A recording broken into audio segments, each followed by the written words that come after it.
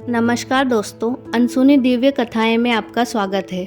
आज हम आपको भगवान कृष्ण से जुड़ी एक अनसुनी कहानी सुनाने जा रहे हैं। बात उस समय की है जब कौरव और पांडव कुरुक्षेत्र में लड़ रहे थे।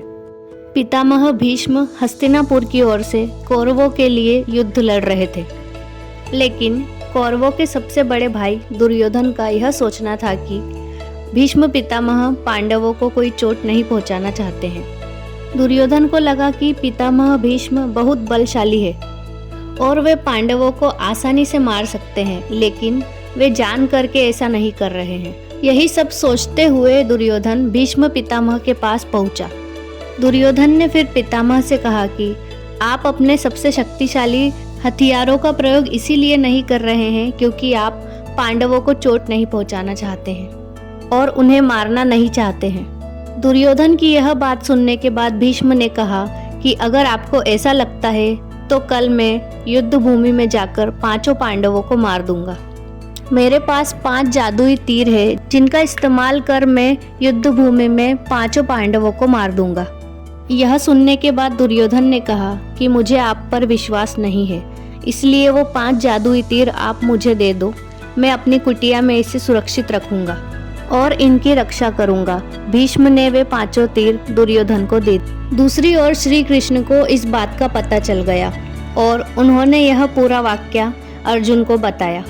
यह सब सुन के अर्जुन डर गया और सोचने लगा कि अब इस संकट से हम कैसे बचेंगे।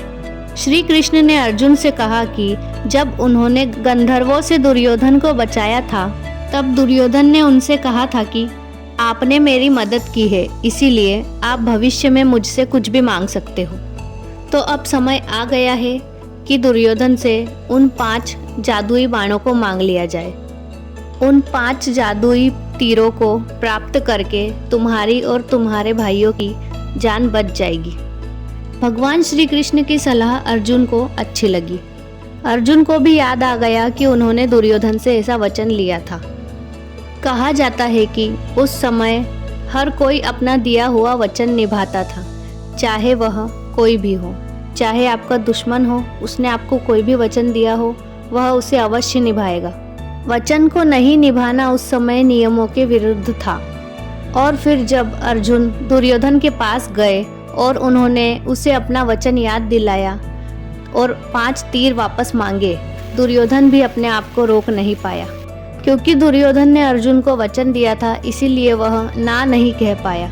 दुर्योधन ने वही किया जो उन्होंने करने को कहा था और अपना वचन निभाते हुए वे 5 तीर अर्जुन को वापस दे दिए।